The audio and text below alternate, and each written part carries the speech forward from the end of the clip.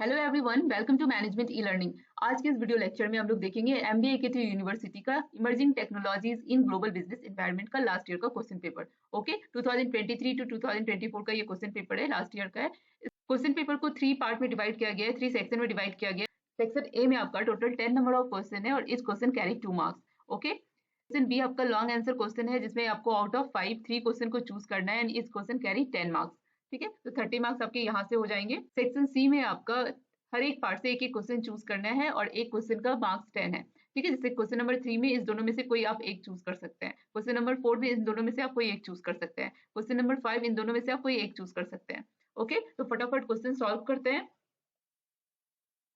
First question है आपका, explain the meaning of industry 4.0। Industry 4.0 बहुत ही इंपॉर्टेंट टॉपिक है, 99% चांस है कि एग्जाम में आएंगे। ओके, इंडस्ट्री 4.0 को फोर्थ इंडस्ट्रियल रिवॉल्यूशन भी कहा जाता है, जहां पे मॉडर्न टेक्नोलॉजीज क्या है, इमर्जिंग टेक्नोलॉजी को मॉडर्न टेक्नोलॉजी कहते हैं। जैसे एआई हो गया, आर्टिफिशियल इंटेलिजेंसी हो गया, इंटरनेट ऑफ थिंग्स हो गया, रोबोट हो गया, क्लाउड कंप्यूटिंग हो गया, बिग डेटा हो गया, ये सब क्या है, मॉडर्न टेक्नोलॉजीज है, इमर्जिंग टेक्नोलॉजीज है। इसको यूज करना है बिजनेस में और स्मार्ट फैक्ट्री क्रिएट करना है।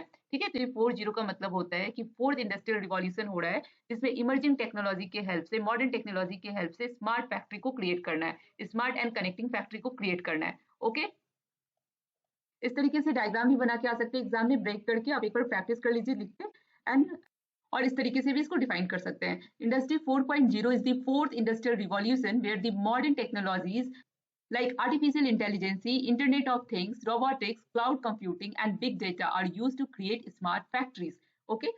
यहाँ पे आपको 3 चीज याद रखनी है। इंडस्ट्री 4.0 फोर्थ इंडस्ट्रियल रिवॉल्यूशन है, मॉडर्न इमर्जिंग टेक्नोलॉजी को यूज करते हैं, उभरती हुई टेक्नोलॉजी को यूज करते हैं, technology like AI, internet of things, robot हो गया, क्लाउड कंप्यूटिंग हो गया, बिग डेटा हो गया, इन सबको यूज किया जाता है to create the smart industry और create the smart factories. Okay, the emerging technology और modern technology which help to create the industry 4.0। सारी जो टेक्नोलॉजी के नाम देख रहे हो आप, ये इमर्जिंग टेक्नोलॉजी है, इसके हेल्प से हम लोग स्मार्ट इंडस्ट्री या स्मार्ट फैक्ट्री को क्रिएट करेंगे।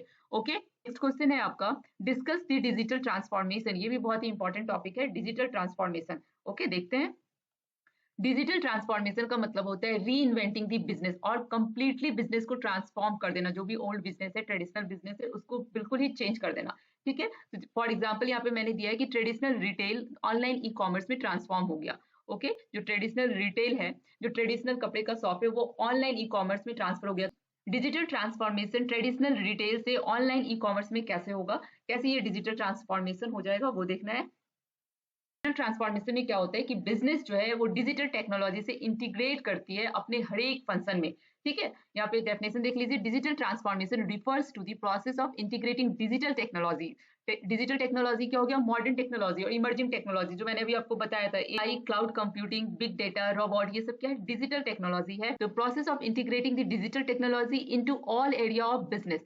एरिया ऑफ बिजनेस का मतलब है कि जहाँ पे बिजनेस का ऑपरेशन हो रहा है, how company operate, company deliver the value to customer, how company interact with customer, इन सभी एरिया में डिजिटल टेक्नोलॉजी को इंटीग्रेट करना है और बिजनेस को न्यू मॉडल में लेके आना है, री इन्वेंट करना है, डिजिटल ट्रांसफॉर्म करना है बिजनेस का।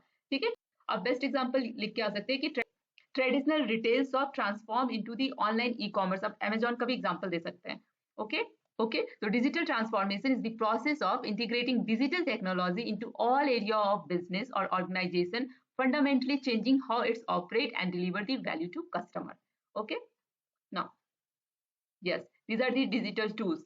So what are the key element of digital transformation? Of digital tool, yeah, adoption of digital tool, customer centric approach, process automation, data driven decision, real time data पे decision लिया जाता है, then innovation। ठीक है, these are the importance of digital transformation। Digital transformation का क्या importance है, क्यों ये इतना मैटर कर रहा है अभी के टाइम में, to enhance the efficiency, improve the customer experience, data driven decision making process में हेल्प करता है, रियल डेटा आपको मिलता है, encourage the innovation, cost reduction, competitive advantage and flexibility।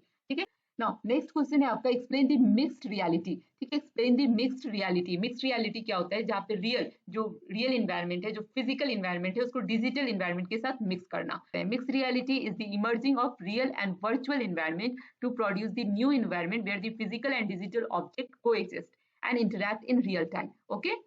Okay, बहुत सारे स्टोरेज जो फिजिकली भी फंक्शन करती है और फिर ऑनलाइन प्लेटफॉर्म पे भी फंक्शन करती है, बहुत सारी बिजनेस है जो फिजिकली भी फंक्शन करती है और ऑनलाइन प्लेटफॉर्म पे भी फंक्शन करती है। इन दोनों के मिक्सर को, मर्जिंग को जो ऐड करके जो प्लेटफॉर्म आता है, जो इन्वायरमेंट क्रिएट होता है, उसको मिक्स रियलिटी कहते हैं।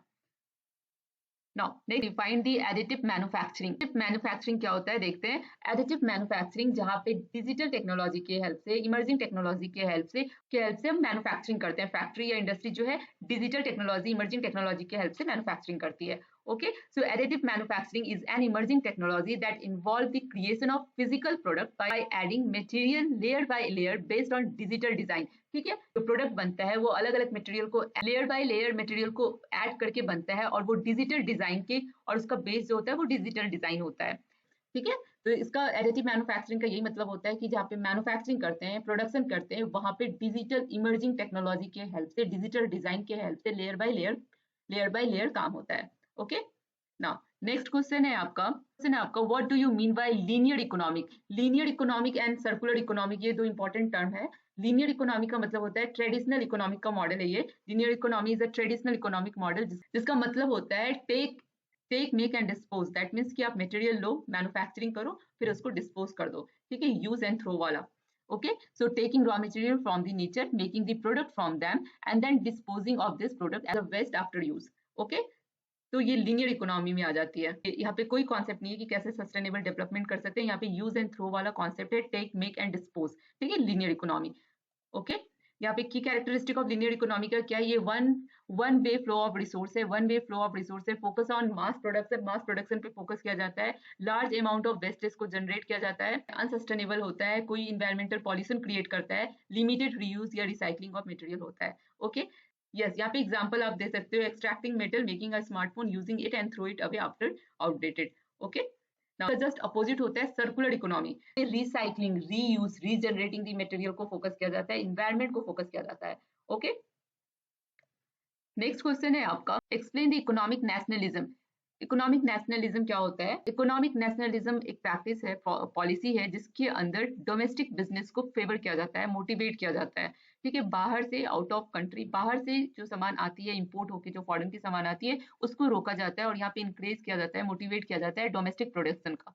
ठीक है, जैसे मोदी जी ने किया था मेड इन इंडिया, तो ये क्यों किया था? इकोनॉमिक नेशनलिज्म के अंदर किया था।